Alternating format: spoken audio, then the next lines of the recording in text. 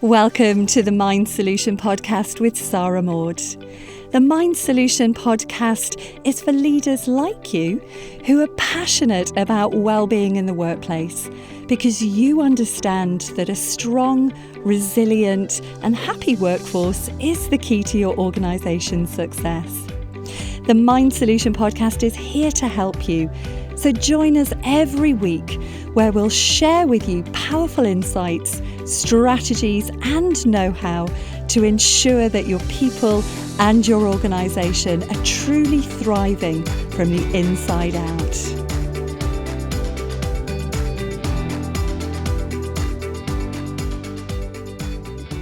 Hello and welcome, and I am delighted today to be joined by Laura Thomas. Laura is a claims manager at Gosuperscript, but more importantly to me, she's also an award winner of the Inside Out Awards in 2021 for her positive contribution to breaking down the silos around mental health. So welcome, Laura. Hi, thanks for having me today. I'm very excited to be here to share my journey and my experiences. Like you say, I've always been very honest and open in terms of my mental health and my health in general. So yeah, very excited to get talking. And I just love that. I absolutely love that, because as we were talking about just before we came on live, that the more people that we can get talking about mental health, recognizing it, normalizing it, speaking their story, then it's my intention, I know it's your intention, that can help somebody else out there that needs help. So yeah, I'd love to hear you share a little bit more about your journey, Laura. It's certainly an interesting one. I remember I've been in the insurance industry for my entire career. Even in private practice, I was working on insurance claims, and it's quite funny when I reflect back on my early days in my career, because I was feeling very low, very flat, and at that point the doctor said, I think you've got depression. Go through a course of therapy, and we'll give you some medication to kind of help you to feel a bit better.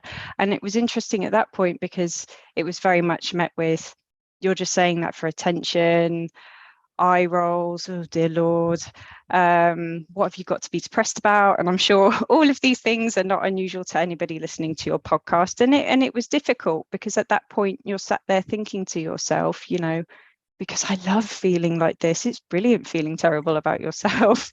Of course I'm doing it for attention, which, if you know me, that statement in itself is quite funny, because I am notoriously introverted. I have a very small circle of friends, and everybody knows that being the center of attention is pretty much my idea of hell.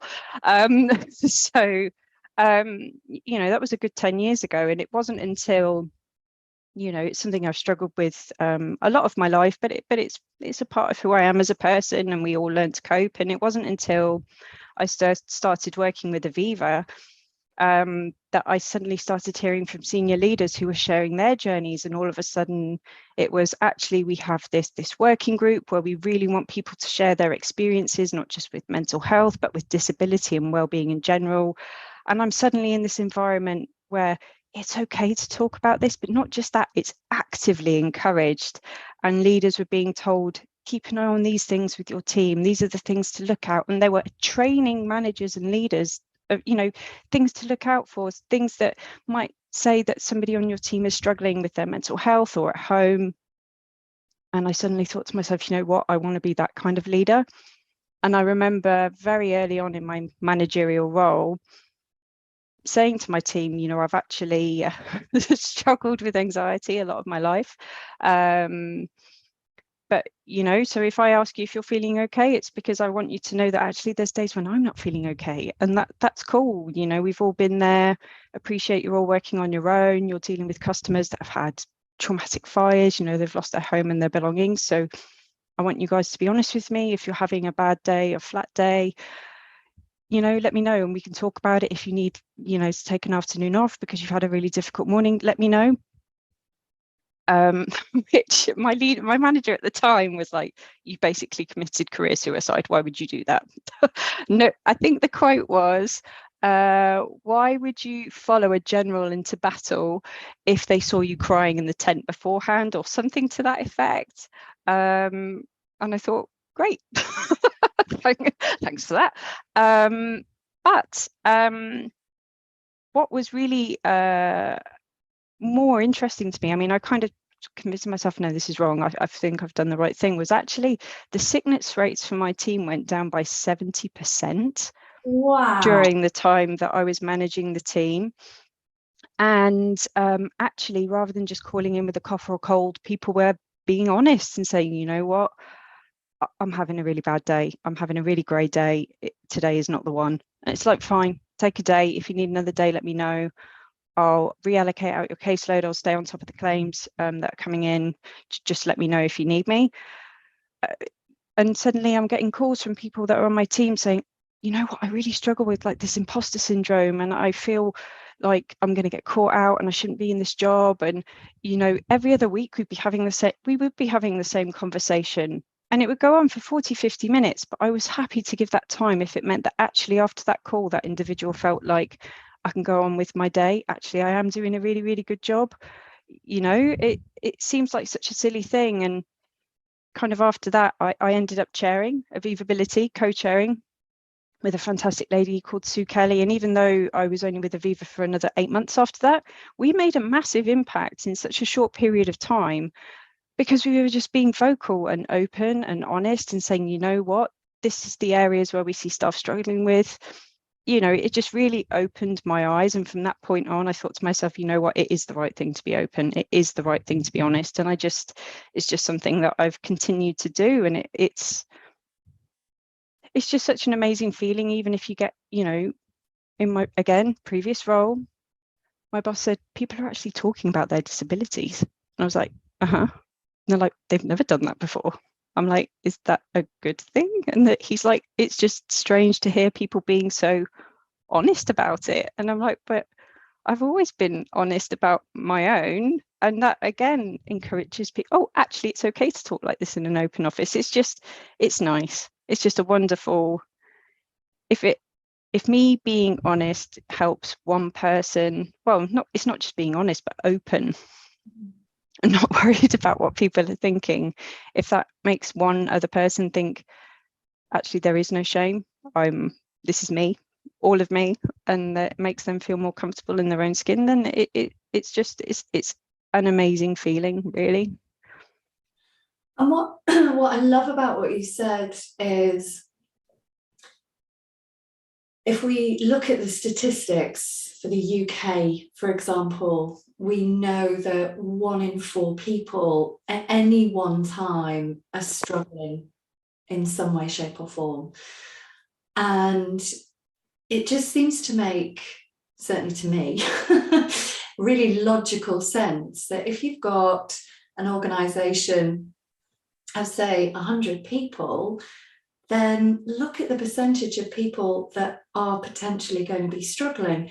But if we're not addressing the elephant that's already in the room, then how can we expect people to experience psychological safety? How can we expect people to be open? You know, these campaigns, it's good to talk, it's okay to talk, and it's like, well, it's actually not if the environment that they're in isn't conducive to that. So I absolutely love what you just said, Laura.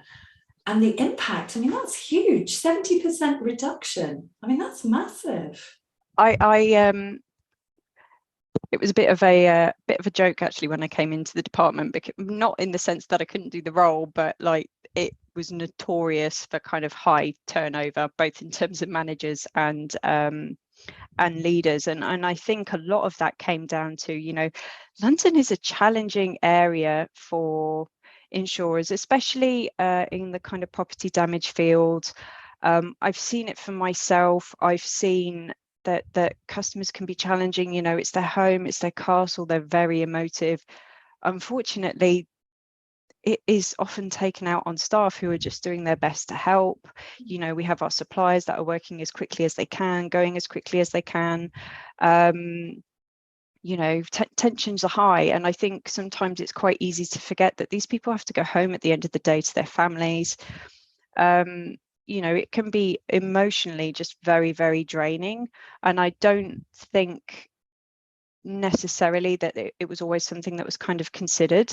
Actually, something that they were rolling out, and again, I was helping with kind of the project management side, was kind of like trauma support for some of the larger property claims, because we were becoming aware that these larger claims are not only stressful for the person dealing with it, coordinating all the repairs and everything else, but really stressful for the customer. So we were looking to kind of offer, well, I say we, like I'm still there, but they were looking to offer that trauma support for their customers, to help them work through any kind of issues they were having with a professional, like yourself, to kind of talk that through and make them feel supported. But, in the pilots that they were running, they were finding that actually the stress for the claims handler was thereby also reduced, because the customer was a bit more calm, feeling a bit more together, was feeling a lot more kind of in control. And all these things have ramifications. I think businesses forget, so especially when you're not necessarily face to face in an office, that there is a human being behind the computer at the end of the phone, and just kind of asking if people are okay. I mean, that's great. That's a really wonderful thing to do, but sometimes it just needs that little bit extra. It needs to be more than just the kind of checkbox. So, and we are starting to see, in the data, in the figures, that companies that do spend time focusing on well-being, not just mental well-being, but well-being holistically, happier staff, minimal turnover, really low turnover, because people are happy. It isn't always about money. It's about actually feeling like the business you're working for actually cares and wants you to thrive and succeed, and I suppose actually sees you as a human being with feelings.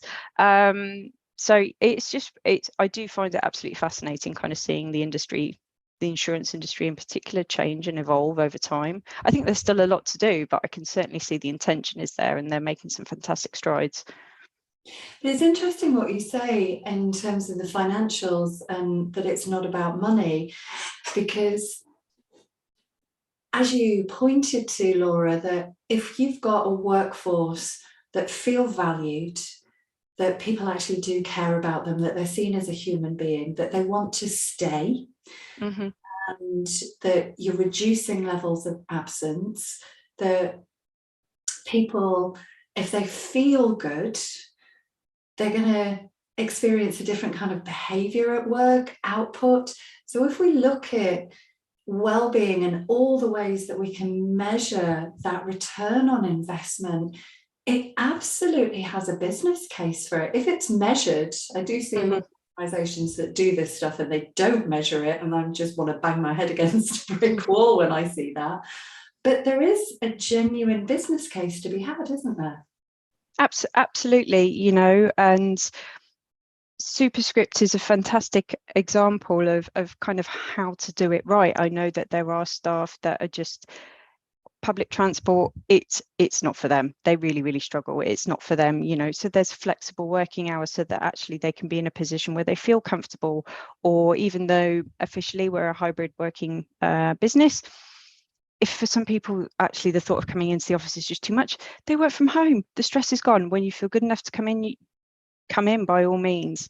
They regularly show their staff that they're appreciated and grateful, and it's not just by kind of throwing money. It's lots of little things, I think, that Superscript do fantastically well in that space. For example, after I joined the business, I think the first week was, do you need somebody else in your team? Yes, brilliant. 2 weeks later, I had somebody in the office working with me.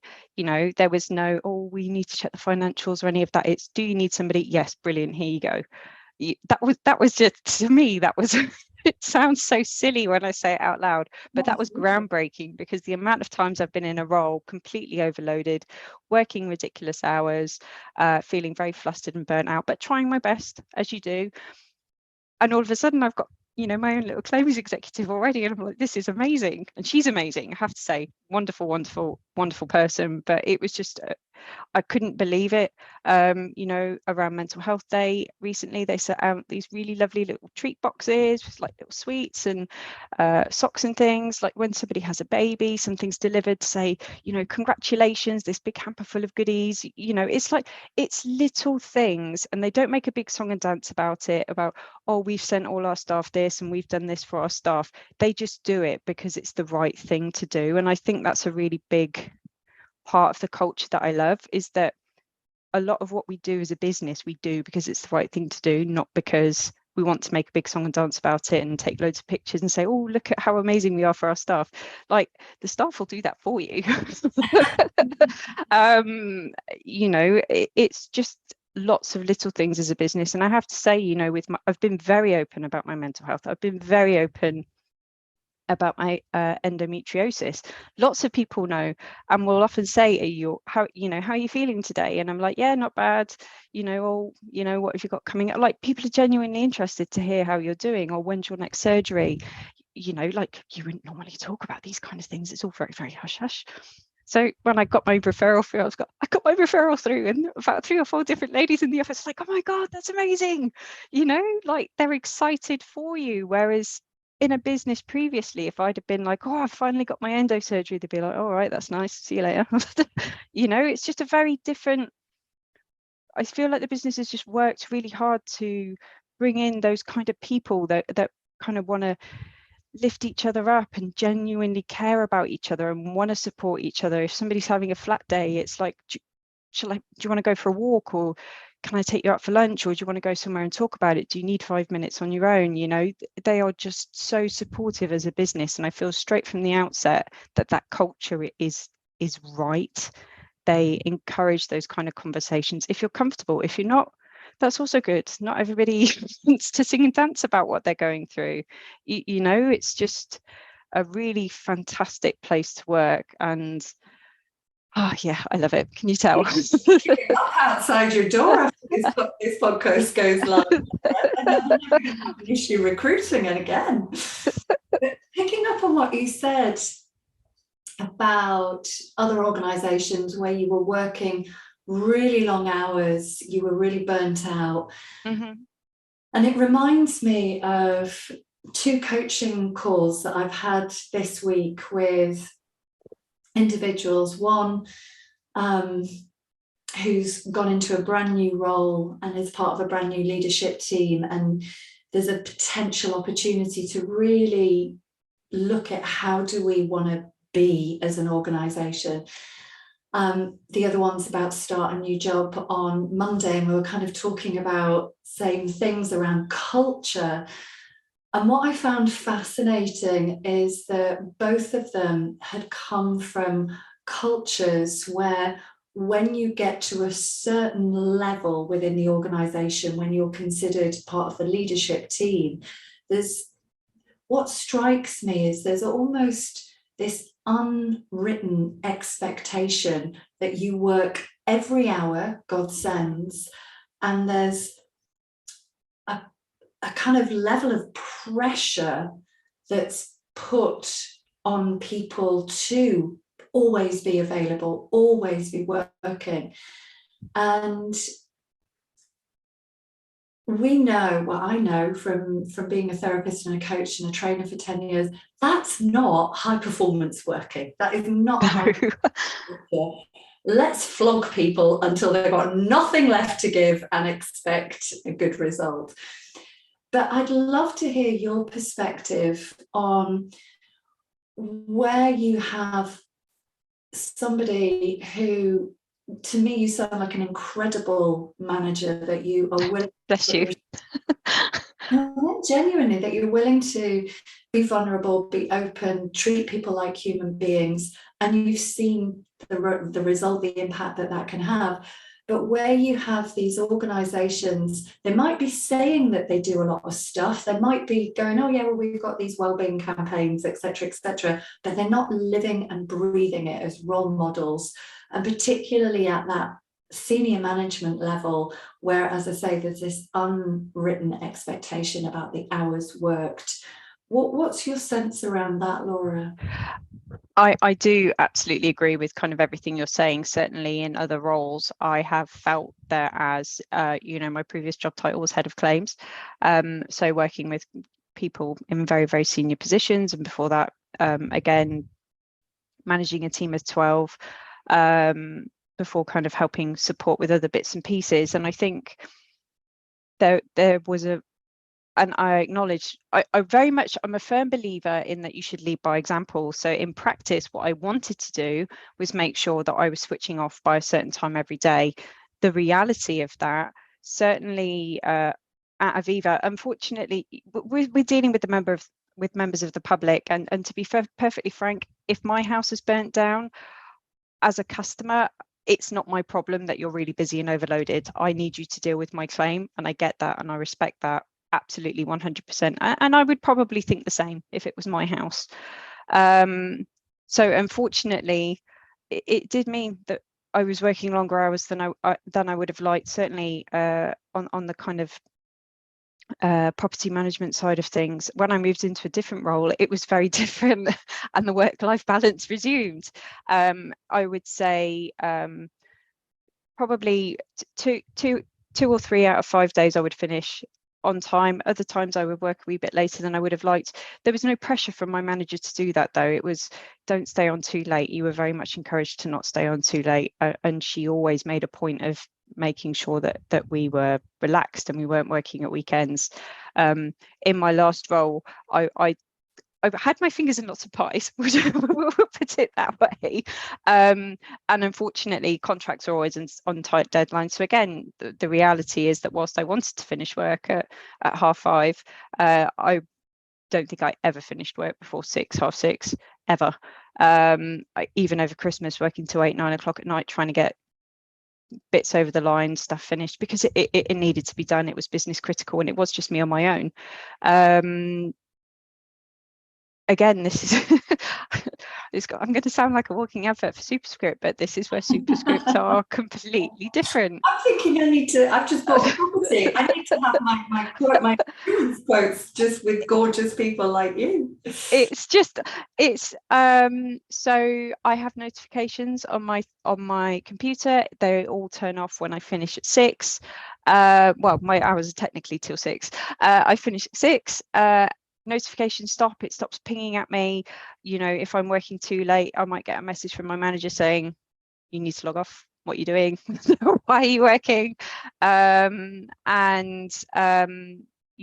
think the one time I was thinking about doing some work at the weekend, I was categorically told, no, absolutely not. Do not give up your weekend to do this. It can wait until Monday. Very much no. Not for you. I would say this week I've done one night where I maybe worked until 7. My hours are until 6. Worked until 7. But I didn't feel flustered about it. I didn't feel pressured. It was just something I really did need to get done and get resolved. So I have a fantastic work-life balance now, and I absolutely encourage that for my team. I don't want my team working late. If they're working late because they've got too much on their plate, I'm not doing enough as a leader to support them. And again, this is where the business are great, because actually if it gets to the point where someone on my team is saying, you know what, the workload is too much, there's too many claims, I can go to the business and say, this is too much. They've got a caseload of X, I've got a caseload of Y, it's too much for us. I'll have authority to get somebody new, and that advert will be out the door within the week. And this is where the business is great, because I know when I joined, one lady was saying, oh, I'm so busy at the moment, I've had to work late a couple of times this week. The next time I saw her, less than a week later, adverts out, interviewing people already for someone. We don't mess around. And I feel like the leadership team here does a fantastic role of actively encouraging people to have that personal life, to switch off. If you're working while you're on holiday, it's no, what are you doing? You have 10 minutes. My boss asked if I'd installed like Slack and email on my personal phone. I said no. He asked why, not in a kind of why. It was very much, oh, why, out of interest. I said, because I don't trust myself. If it goes on my phone, I'll look at it, and I don't want to put myself in that position. And that answer was very much respected. Yeah, that's fine. Completely understand. There was no pushing. There was no pressure. And again, these are teeny tiny little things that might seem really insignificant, but they make a huge difference to me. I mean, this is the first time ever, I think, in my career where I'm really happy to go to work. I love what I do. I could feel so much energy. And because working late isn't like a regular thing for me now, I'm happy to do it, you know, because I feel respected and appreciated and all those wonderful things that you should feel. But they're all very, very little things, like I say. So people actually can take that time to just relax and enjoy time with their families. I mean, it's so wonderful. It's such a little thing. But yeah, it just seems very silly why so more businesses aren't doing the same thing. Oh, and I totally agree with you, Laura. I totally agree with you. And for me, you hit the nail on the head when you use the word energy. And one of the things that I'm deeply passionate about is helping organizational leaders to make the scientific leap in their mind about, well, what does create a high performance working culture? And within that, I include well-being. But the fact is that if people are consistently working late, they are, working 6, 7, 8, 9, 10, 11, 12, 14, 16, whatever hours straight, they are not in a high performance state, because the body will go into exhaustion and it will go into fight and flight. So they're literally living from that place of the stress response, which is the body's survival response. And so if we think about what does somebody need to be at their best? Well, they need access to the executive functions of their brain. They need to be able to access their creativity. They need to be able to access their prefrontal cortex, which is the thinking brain. All of that has a lobotomy when we're in the survival mode, because the only thing that we're concerned with is my life in danger? There's a threat to life. Now, the body doesn't know that an absolutely overwhelming caseload is not a threat to life in the same way that if you're in a house and it's burning down is a threat to life. But the mind doesn't know the difference between what's imagination and what is reality. So we know from the statistics, we've got about 70% of people, probably more if you live in London, 70% of people that are living their life from the stress response. The vast majority have just become so attuned to living in that stress response that it's become the norm instead of the exception. So they've just become so accustomed to aches and pains in their body, tension in the jaw, migraines. And to me, it's just such a no-brainer that if you want a high-performance work culture that's capable of getting the job done, getting the work out the door, of course, with the right amount of resource, then why would we be working everybody into the ground? You know what I mean? You can probably tell I get so passionate about this because it's just not logical sense if you understand the mind and body. No, and I appreciate cost of living has gone up, cost of running a business has probably gone up, and I feel that sometimes some businesses do feel that they've got to spend a lot of money to make the changes necessary to kind of help support their staff. If your staff are overloaded and you need more manpower, then absolutely you are going to have to spend a little bit of money. But I again, very simple things like switching off my notifications at 6 o'clock so I'm not constantly being pinged by people that are still working. Brilliant. Game changer. Such a tiny little thing. I remember reading last year about an office in London that had their computers on desks that were hung from the ceiling. When it hit 6 o'clock, the desks were literally lifted. If you hadn't finished your work, like that was it. It was tough. The desks were like lifted. You could not physically do any more work after 6 o'clock. Oh, that's hilarious. I love that. And I thought, that's genius. That's like sending out an email at 5:45. You have 5 minutes. I mean, I can imagine in some roles that would not be practical, but I just thought it was such a clever, simple idea to make sure that your staff are switching off. It's just silly little things, like as a manager saying, why are you still online? Go home. It's a Saturday, you definitely shouldn't be online. I'll be addressing that in a minute. You have 5 minutes to send an email before I revoke your access from the system. I have heard somebody say that before. It's silly little things. Well, not even silly. They probably seem inconsequential, but cost nothing to just make sure your staff are taking the time to switch off. I think if you know that your staff are constantly working late, you need to say something as a manager. Why are you doing this? Is there something that I can help with? Is there too much on your plate? Or is it actually you took a couple of hours out to pick your daughter up from school, and actually that's why you're working a bit later? Help me to understand what I can do to help you, because if I know that actually the reason you're working late is because you're taking that time out to spend some time with your daughter, to pick her up from school, and when she gets home to make sure that she's fed, then I'm not going to be as worried as knowing that actually you've worked straight through from 9:30 till 8 o'clock with no real break, no real lunch, because that's going to be ringing alarm bells for me, and it's not sustainable. Yeah. I just think it costs nothing to sit down and communicate with your team, to understand that both them as a person, how they work, and what they need from you in terms of support to thrive. It's completely free, and you can learn so much from a quick 45 minutes over a coffee, not necessarily in the office, down the road, away from everybody. Tell me about you. How's it going at home? Got any holidays planned? Anything exciting coming up in your diary? Show an interest, and then somebody will open up, and it's the best feeling. It's the best feeling, and seeing people thrive, like you say, what more could you ask for?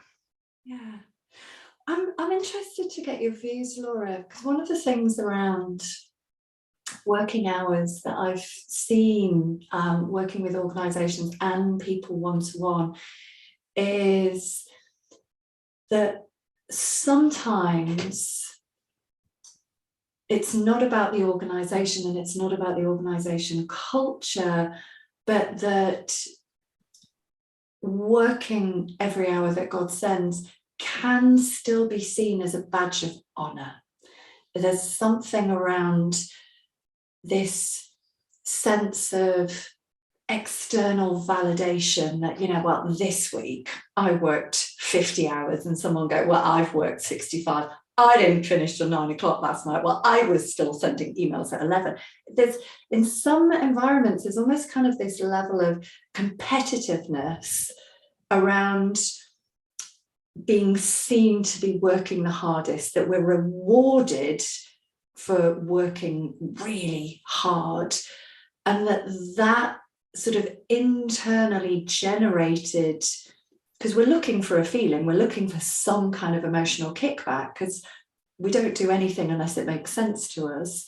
So where it maybe isn't about the culture, but it's actually being generated from in the individual themselves, that I know I used to be one of these people when I first, one of my earlier HR roles, I worked for Debenhams, God bless them, because they're dead now.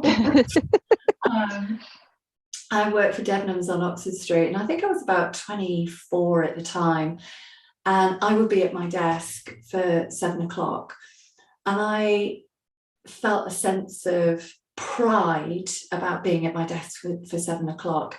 And it was, I'm showing my age now, it was at the time that you would actually write down on the book what time you started. Dear Lord. I know, it's a long I didn't even know that was a thing, sorry. You look like you're a little bit younger than me.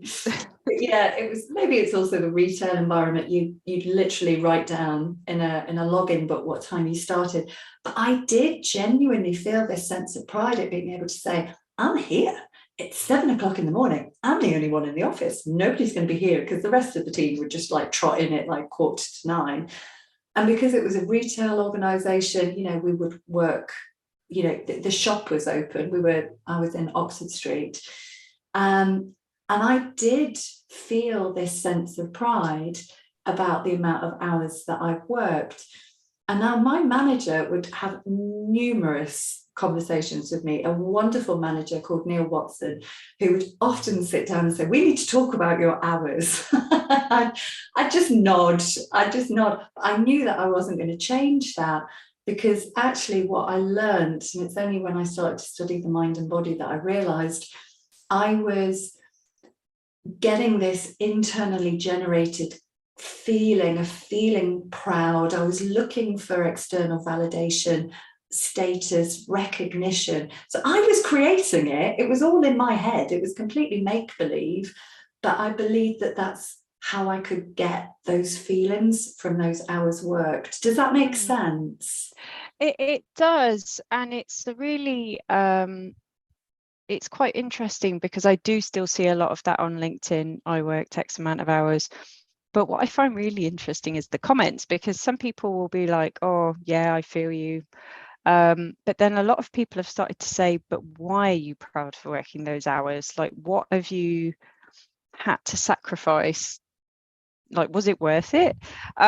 Kind of questioning. And it's interesting, because I've certainly in my Aviva days, when somebody would make that kind of statement, the rebuttal, I suppose, from the leadership team would always be, we're more concerned about why you're having to work those kind of hours, to kind of try and identify the root cause. And again, at Superscript, I would say that kind of mentality isn't encouraged. I know that our CEO has been putting in very, very long hours, bless him, lately. We've just kind of about to close our Series B. And that's required a lot of hours. A lot of work goes into these presentations, all the bits and pieces that you need to get together for investors. But I also know that that's not something that he would normally advocate doing in normal circumstances on the day-to-day. And I think everybody, on our board would be very concerned if people were regularly putting in those kind of hours. I think on a rare occasion, absolutely, these things do happen. We're in insurance, and sometimes big deals are going to be brokered, and that involves a lot of money and a lot of hours to get over the line, especially if you've got clients on the other side of the world. But I think on a day-to-day, I would say that I am seeing a bit of a shift in insurance, in that if those kind of hours are becoming a regular thing, that more and more managers are actually taking the time out to say, what's going on? And I think they do genuinely just want to be assured that actually this isn't normal. Actually, something's like I say, there's a big deal going on, trying to get something over the line, and actually there's a wee bit of work. Like, as long as people can be reassured that, I suppose, if you're doing 50-60 hours a week every week, like you say, it's not sustainable. But I am noticing a shift. It's slow, but I am definitely noticing a shift. And I would say that a lot of what I'm noticing in our business is that mentality is very few and far between. I'll be honest, I haven't seen it at all, but that's not to say that it isn't there, but I've not seen any evidence of it as of yet. We really do, again, as a business, take a point to kind of say to people, it's really, really important to take your downtime. And where I was before, you need to take downtime. You need to make sure you're taking time out to spend with your family. It's precious. If life has taught us anything since the start of COVID, life is short, and you've got to take your time with your family. I mean, geez, what I wouldn't give to go and see my parents again. I know it's coming, but yeah, you got to just. It's. My husband always says, and I'm sure I agree entirely, but he's like, it's just a job. Like, nobody's going to die if you don't send out that email. He's like, it's just a job. I am not going to kill myself, arranging training for people. Like, it's not worth it. It's just a job. It pays the bills, and when I come home, I can chill, relax, and forget about it. And that's how it should be. I don't necessarily agree with all of those statements, but it's true. It is just a job. Is it worth burning yourself out and ending up in hospital for? Is it? I don't know. I mean, I know that there are a lot of people that are deeply passionate about their job. I mean, running the company that I do, it's it's in my blood, it's my baby. And during lockdown particularly, I mean, I'll hold my hand up, I was working some crazy hours because we were slammed for training. Great for business, the pandemic, really great for business. But it was, there's that balance. There's a balance. There are times when we need to put our foot on the accelerator, and we're not saying that that's a bad thing, but it's like a car that if we keep our foot on the accelerator and we don't stop to top up the tank, to top up on the oil and the water, eventually it is just going to come to a standstill, because as you say, the body, it's not sustainable for the body. It's not sustainable for high performance working. And yeah, we're slowly starting to see those connections, those dots being joined, that this way of working is just a very old paradigm. And the more that we can educate people, raise those levels of awareness, raise consciousness, and really start to challenge, why do we do what we do? And what's a more effective way that actually it's a win-win scenario? So I totally agree with you, Laura. Now, one more question for you.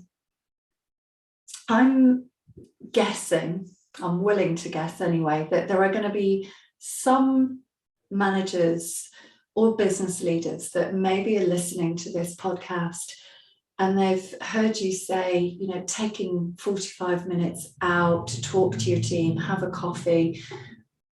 I haven't got time for that.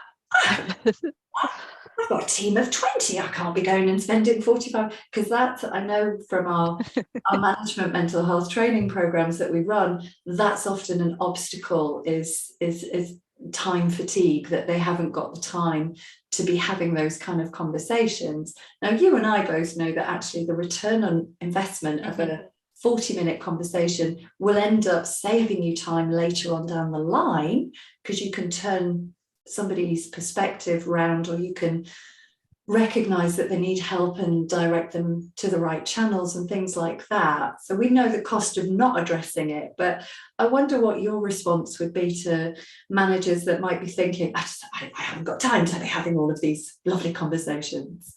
I think, and it may sound a little harsh, but I think you will always find the time to do the things that matter to you. And I think that's not to say that managers that are very busy and feel like they can't take the time to talk to their staff don't care in any way, shape or form. That's not what I'm saying at all. But that is the kind of instance where I would say, if taking that 45 minutes out with that individual has helped them to feel like a weight has been lifted, or help them work through something that they just needed that extra space to work through, then means I have to work till 7 o'clock in the evening. You know what, this is what I mean by, I'm on occasions I'm happy to do it. It doesn't matter, because at the end I wouldn't be sat there at the end of that day if I'd spent 2 hours out with somebody on my team and had to work an extra 2 hours to make sure I got everything done I needed to do. I wouldn't be sat there huffing and puffing. I would be sat there thinking it was worth it to give up your time to help someone else. It's always worth it. You will always find the time to do the things that you care about. And it might be difficult for managers that are feeling stretched and on that kind of precipice already. But you know what? You might discover something about yourself in that half an hour, 40 minutes. It doesn't even have to be half an hour or 40 minutes. It could literally just be 20 minutes away from the office, away from the computers. Let's grab a coffee. Let's go for a walk. What's going on? Talk to me. You know, it is so valuable. And you know what, that person you probably will have made their day, especially if they haven't been able to get something off their chest. And it shows them that you care as a leader and that you value them. So the next time they do need some time, that they're going to pick up their phone, they're going to take you to one side, because they know that they can talk to you. Like, honestly, it is it will open so many doors for you, and it really doesn't require much of your time. Yeah, you will find the time, you will make the time if it matters, and it should matter. That sounds very preachy, I'm sorry. Absolutely doesn't. And I love what you said. I've been very blessed when I worked in HR for 12 years. I had some wonderful managers that absolutely role modeled that behavior. And I know as an employee at the time, the impact that had, for all the reasons that you said. You felt valued, you felt cared for, you felt like a human being, you felt like somebody really understood your world. I've also worked with some highly toxic leaders. Did I hang around for very long? Absolutely not. So I can totally buy into the return on investment. And the funny thing is that if that individual, lives with anxiety like I do, they'll be like, I'm really sorry, because now you're going to have to stay a bit later, or oh, I forgot you had to do that thing, and now you're going to. My instant response to that is no, nothing for you to worry about, nothing to do with you. Like, forget about it. That's for me to worry about. Just do what you need to do, and you do. Sometimes you will have to provide that assurance to staff that are struggling. Don't worry about me. This is not about me. Very much. I'm just really pleased you've been able to talk to me. I'm every single time. It means so much. It's sometimes I struggle to kind of get the words out, but honestly, having a team that feel like they can talk to me is just the most amazing feeling for me, not for any selfish reason other than to know that actually I'm the leader that I feel that I'm the leader that I needed when I was in my 20s, showing my age a bit now. But I feel like if I'd had that leadership when I was starting out my career, who knows, not to say that I've not done well in my career, but who knows where I could have ended up, probably a heck of a lot sooner than I did. That's not to take away from any of my achievements now, but I just feel in insurance in particular, we need more openness and honesty. It's such a tiny thing, it requires very little effort. I'm not saying that you have to disclose all of your personal history and stories, but just a little thing like, I live with anxiety, or I have social anxiety, so the idea of a last minute invitation to go for drinks, not going to happen. for no logical reason at all. I know it's all meant like it's my own mental barriers, but everybody that knows me, both professionally and personally, will know you need to give me at least 2 days notice so I can just, silly little things. But saying something like that makes your staff see you as human and normal. It makes a big difference. Such a little thing. Well, these things aren't little, are they? Because done consistently, they really mount up. Laura, thank you so much. I think you're such an inspirational leader, and if more leaders out there were like you, whether they experience challenges with mental health or not, it doesn't matter. The fact that they are open, that they care. So thank you so much. If you want to stay on for one more second, but for anybody that's listening, if you've got any comments, then please do post them. But we hope that this has given you some food for thought. And until next time, bye-bye for now.